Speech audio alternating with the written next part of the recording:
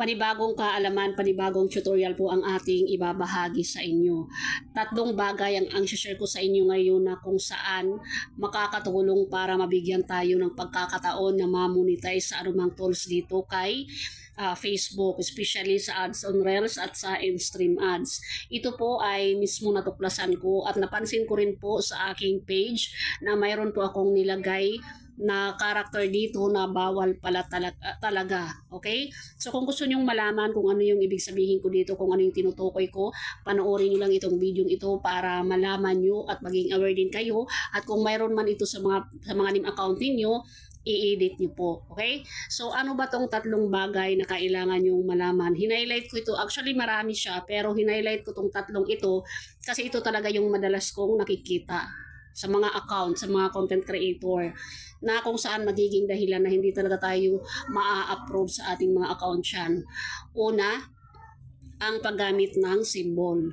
So bawal tayo gumamit ng symbol sa ating name account. So ayan yung mga symbol natin dyan, marami yan. Yang mga yan guys ay bawal po natin gamitin, okay? At ang pangalawa, bawal po tayong gumamit ng number.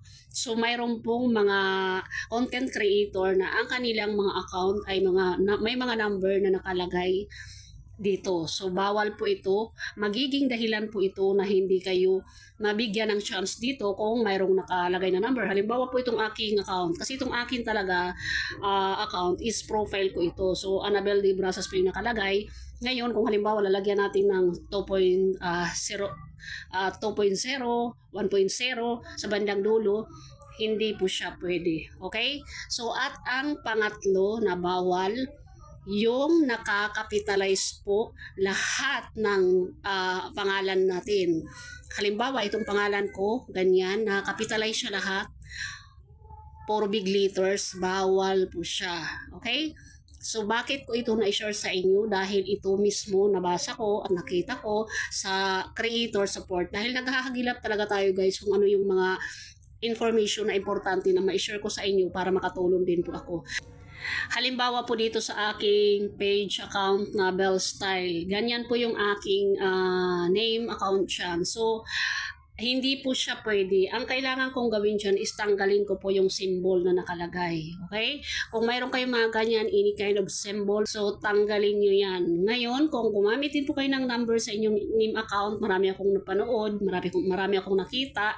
At yung mga na-observe ko din, hindi pa rin talaga sila monetize. May mga number na 2.0, 1.0,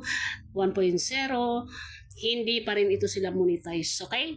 So ngayon, kung ang pangalan mo ay nakakapitalize, ay nako, i-edit mo na yan. I-edit mo na. Ang paggamit ng capital letters is sa umpisa lang po siya. Okay? Sa umpisa ng pangalan. Halimbawa, yung akin, Annabel, letter A, and then small letter, the rest. Tapos yung apelyido ko, yung middle name ko syempre, big letters. Apelyido ko, B, big letters, and the rest is small letters. Ganon po ang proper na paglagay ng pangalan natin dito. Sobrang higpit na kalakaran dito. Kaya kailangan sa simpleng bagay pa lamang po ay matrunong na tayong sumunod.